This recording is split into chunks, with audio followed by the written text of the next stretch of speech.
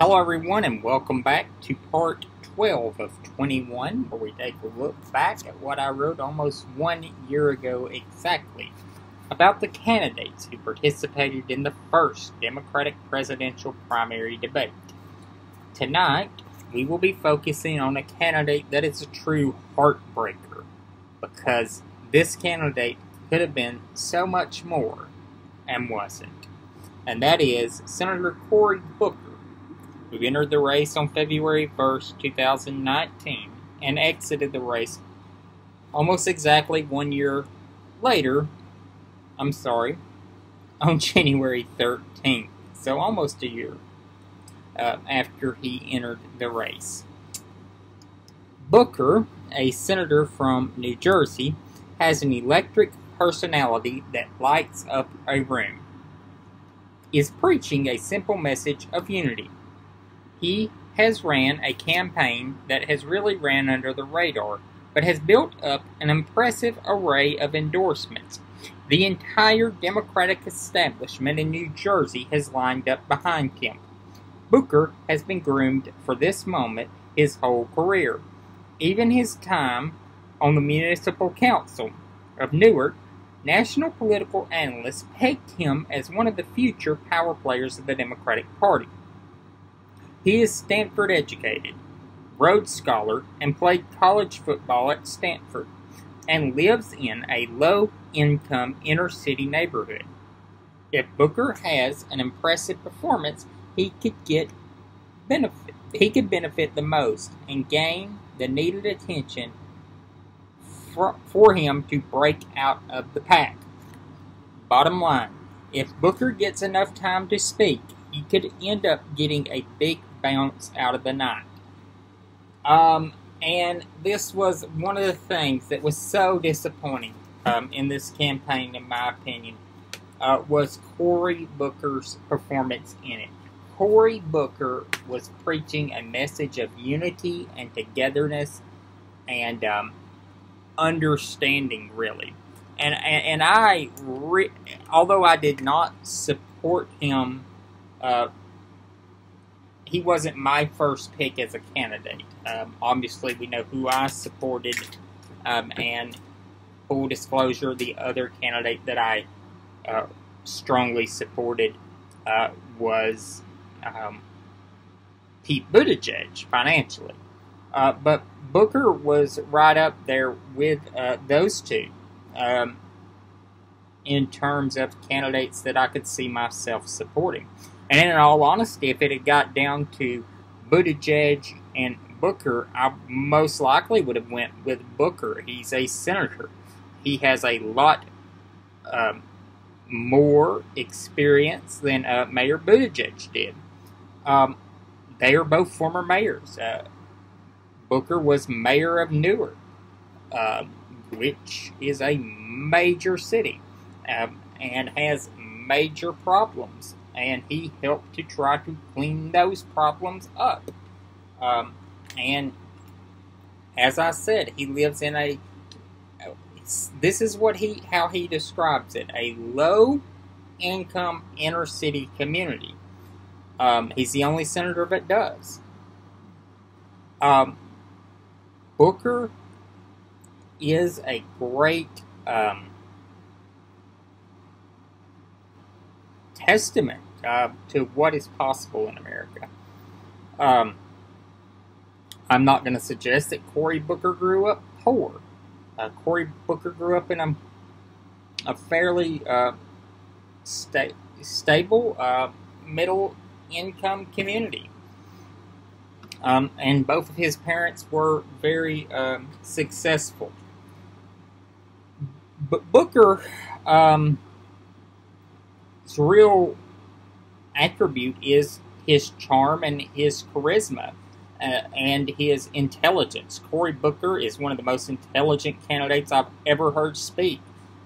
He grasps the issues in a way few candidates do. He does his homework. It's very obvious that Cory Booker studies these issues, and that is a needed thing we need in a president. Cory Booker also, though, has a style that lets him relate to anyone in the room.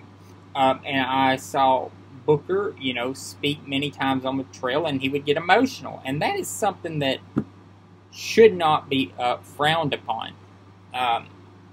Booker was very passionate, and is passionate about what he believes. Also, Booker, as I said, has always been pegged as a star to watch. Booker is very young. He's only 51 years old at the moment, and he has a long career ahead of him. I hope that one day Booker succeeds to a higher office, be that vice president or president. I wouldn't want to see him go in the cabinet, as some have suggested. I think Booker can accomplish a lot in the Senate, and I think that we need people that are good legislators to stay in the Senate, and people that understand the need for togetherness and seeking to a calmer, gentler politics. Cory Booker, I said president or vice president, or even the Supreme Court. I know Joe Biden has committed to picking a African-American woman to the Supreme Court. But if Joe Biden's elected, precedent shows that recent presidents have gotten 2 nominations to the court. George W. Bush got 2 appointments, although one of them was rather unexpected. I think if you look at how things were playing out, it was pretty obvious that Chief Justice Rehnquist would have retired at some point had he not passed away when he did. And obviously he also filled the seat of Sandra Day O'Connor. President Obama had the potential to nominate 3 people to the court. David Souter retired in 2009. In 2010, John Paul Stevens retired, and those were replaced by Sonia Sotomayor and Elena Kagan, respectively. And in 2016, Judge Antonin Scalia passed away, and President Obama nominated Merrick Garland, but that nomination, we know the whole story behind that. And Donald Trump in 2017 was ultimately able to fill that vacancy of Scalia with Neil Gorsuch, and in 2018 Anthony Kennedy retired, and Brett Kavanaugh was the nominee of Trump, who was subsequently confirmed. So as I say, it's very likely that Biden will get 2 nominees to the court, and I tend to think that the first nominee he would get would be to replace Justice Ginsburg, who I think if Biden is elected, it will shock me highly if she's not the first to announce her retirement. And then I could see Breyer or Sotomayor retiring. There have been rumors that Sonia Sotomayor has some health problems, and she may eventually step down from the court rather sooner than people expect. So that is that. So, yeah, I was very disappointed that Cory Booker's run didn't light the world a little bit more on fire.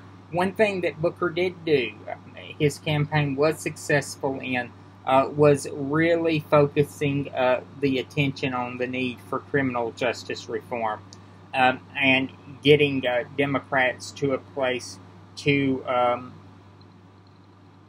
atone for past mistakes and past support of certain pieces of legislation that at the time were seen as needed and present, that in reality were very horrible in their effects. And he also promoted a book that I went out and purchased during the campaign, an audiobook, and I encourage you all to get it. Not being paid at all for this, just a great book recommendation, The New Jim Crow, which examines mass incarceration in America and argues that it's a new racial caste system. It's a tremendous book and a tremendously scholarly examination of the prison industrial complex in America and how it is essentially a new racial caste system. Phenomenal work, phenomenal book, and I highly encourage everyone to go out and check that out. I'll see you all tomorrow.